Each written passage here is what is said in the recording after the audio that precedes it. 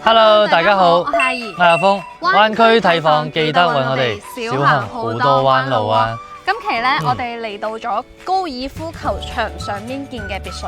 係我哋所在嘅成個別墅位置咧，睇翻佢個外立面啦，都係非常之時尚嘅、時尚 feel 嘅一個別墅啦。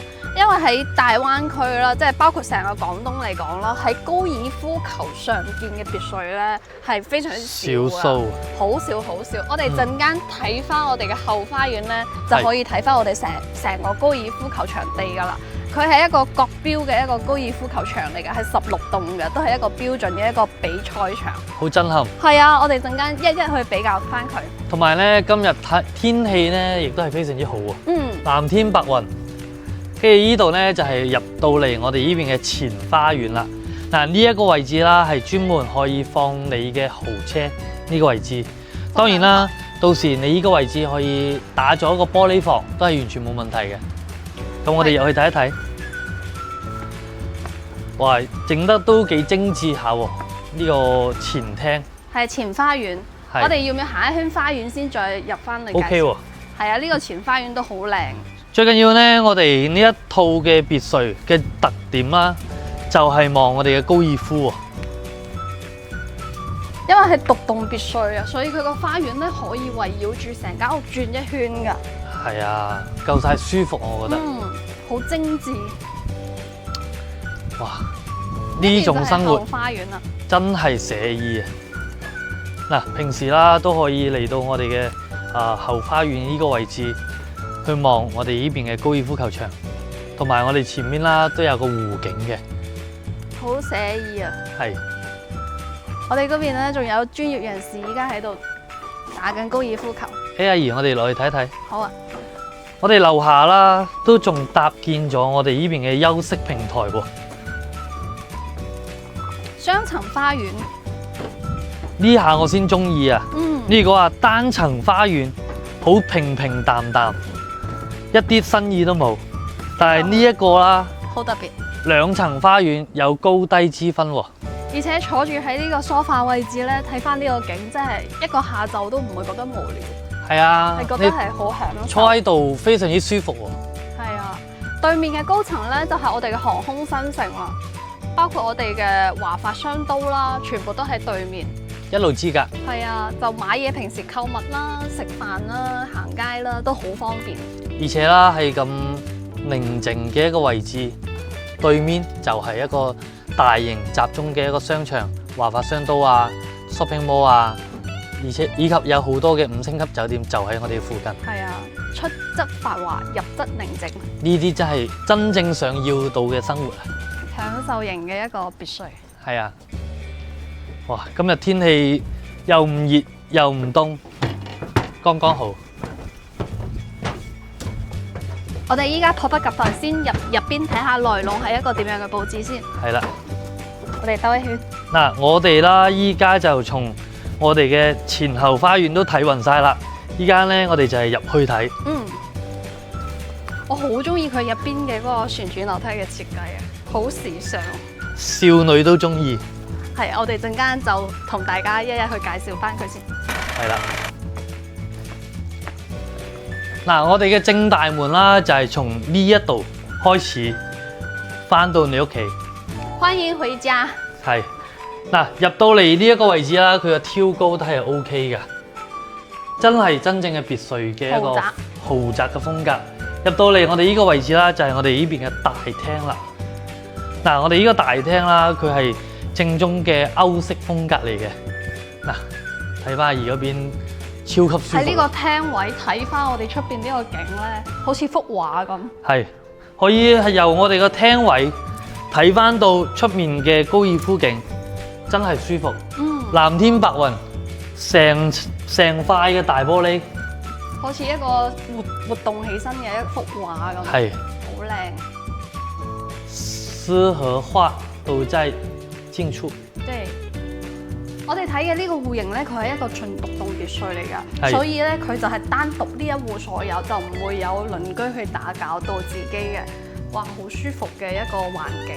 如果大家都中意呢一個單位，記得留言翻俾我哋喎。係，嗱呢一個位置啦，就係我哋嘅中西式嘅一個廚房嚟㗎。嗱，大家都見到啦，呢邊嘅採光啊，同埋佢嘅一個陽光啊，都係非常之靚㗎。你睇到咁靚嘅一個採光，你整起你嘅嗰啲菜式啊，都特別有心情。係啊，係啊，同埋呢啲餐具、廚具都係放喺一邊，跟住呢邊啦就放咗一個大冰箱。我哋睇到嘅呢一個板房咧，亦都係可以選擇嘅，即係唔想裝修，覺得裝修比較麻煩嘅朋友咧，都可以選擇我哋嘅樣板間啦，亦都可以按照自己嘅風格選擇毛坯房去裝修設計都得㗎。即係話毛坯同埋樣板房都可以賣。呢度就係餐廳啦，哇！我覺得好正啊，即係一日三餐，一家人喺呢度食飯，好寫意啊！睇翻我哋成個 view 嘅景。咁肯定係啦，呢邊度假自住養老真係好啱。嗱，呢邊啦就嚟翻到我哋嘅休息區啦。係。咁啊，首先睇翻到我哋呢邊先啦。嗱，呢一個位置啦，可以作為你一個書房、茶室、電腦房，都係完全冇問題喎。我覺得如果女主人中意種花養花嘅話，睇翻呢個景真係好靚啊！裝翻自己嘅一個手工嘅一個工作室。係啊，特別呢度咧我有一個比較特別嘅一個創作，就係你個玻璃係成塊打開佢，跟住出面種晒啲花花草草。一出去就可以拎到啦。好舒服啊！係啊。嚟到呢度咧就係一個公用洗手間嚟嘅，都比較方便嘅。係，又唔會話打攪到邊個咁樣。呢邊係電梯位，依家維修緊，我哋就暫時唔睇住。係嚟呢邊就睇翻呢一個係一個套房，都可以作為一個小客廳啦。如果係爸爸媽媽唔想上落樓嘅話，喺呢度作為一個休息嘅房間都比較唔錯。電影房、會客廳同埋工作室都得，都冇問題。係啊，你睇到？呢邊嗰啲直播室嗰啲咁樣嘅嘢都得嘅喎，因為咧後背就係一幅畫。係啊，呢個景無敵啊！係好多工作都需要背景牆，呢度唔使啦，呢度現成嘅背景牆仲係識喐嘅添，特別靚。哇！真係五顏六色、花花草草，真係正。呢邊係一個套間洗手間。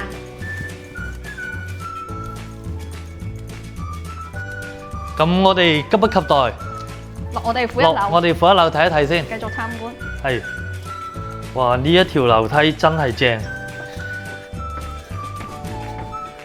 叫做夢幻旋轉樓梯啦。哇！呢個地下負一層，真係夠晒大。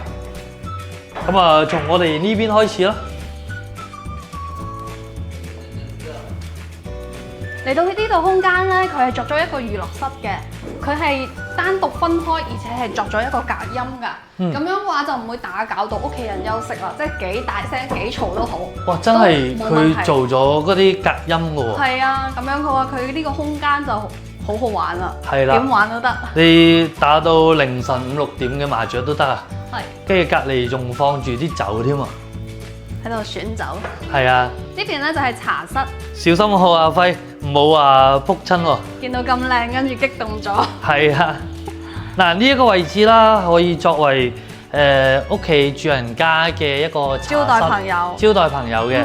跟住呢度咧，再放置2、3張咁樣嘅凳台，即係傾下生意，傾人生都係完全冇問題嘅。每一個空間都冇浪費到啊，即係都好精緻。係啊。嚟到呢邊咧，佢就係有一個保姆間嘅，我哋嚟睇睇。係。呢邊係有一個保姆房，呢度係操作台，呢度咧仲會有一個洗手間嘅。嗱，呢一度啦，仲有佢嘅洗手間都比較大啲喎，可以睇翻入邊佢個空間一啲都唔逼狹。哇！喺呢度做保姆都唔錯，其實。係啊。有咁大間房。阿姨，你請唔請保鏢啊？我想問你請唔請保姆？嚟到呢邊咧，就係成個負1樓嘅一個會客廳啦。哇！真係夠晒大，夠晒豪華。而且呢個裝修真係好中意啊，好精緻又好摩登。你睇嗰邊。即係平時話坐低落嚟啦，即係一家人先話喺呢個位置度傾偈，跟住細路仔啦喺嗰個位置。睇下電影啊，玩下玩具啊，都係非常之舒服嘅喎。係啊，單獨每一個人都有自己嘅區域，係啊，呢啲咪叫獨棟別墅嘅享受生活。嗱，呢一邊啦，就係平時同朋友去打下桌球咁樣嘅，都非常之 OK 嘅喎。係啊，嗱，咁樣我擺低呢個位俾你好入啊。好啊，我睇下先。哎呀，水平有限。都好好玩，可以喺屋企玩一日都唔使出去啦。呢邊咧都係一個空間嚟嘅，睇翻自己嘅一個擺位啦，可以做翻一個連廊、圖書館或者酒窖都得嘅。係啊，係，不過就因應翻自己嗰種設計咯。好多一個空間可以按照自己嘅一個設計去放置。好，我哋依家上翻到2樓睇一睇。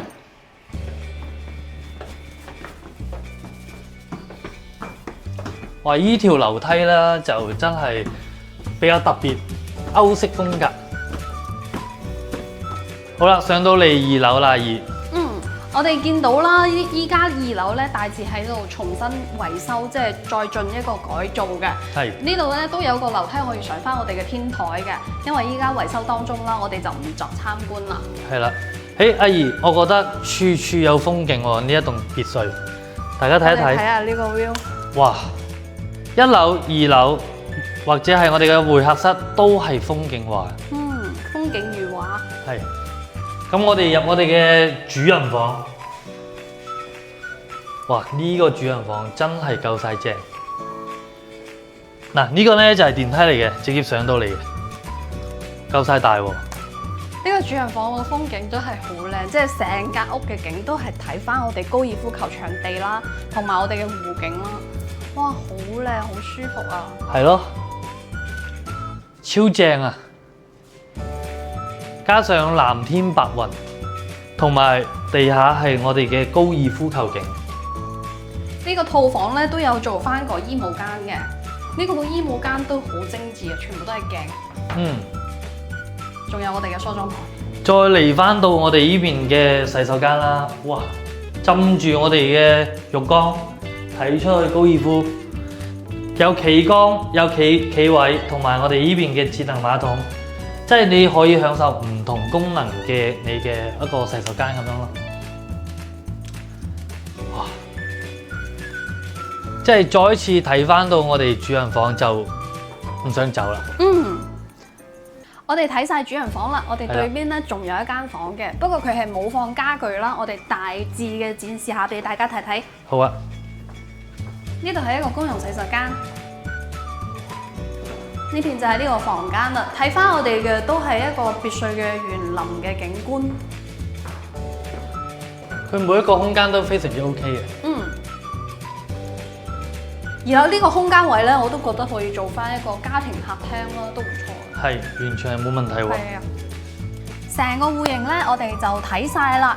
我哋睇嘅今日呢個單位咧，就係建築面積471平方嘅，花園面積咧大概220平方。因為好多花園咧都可以選擇嘅，有啲重大嘅花園咧都可以選擇翻嘅。所以咧，我哋成個整棟嘅面積嘅實用面積咧，可以達到600平方嘅，都好實用。係啦，同埋咧，我哋呢邊最緊要就係有毛坯，有精裝，都可以選擇嘅。如果大家咧都對呢一個單位中意嘅話咧，記得留言翻俾我哋啦。今期視頻做到呢度，我哋下期再見，拜拜。Девочка, пой моя, по утрам сонная, сонная.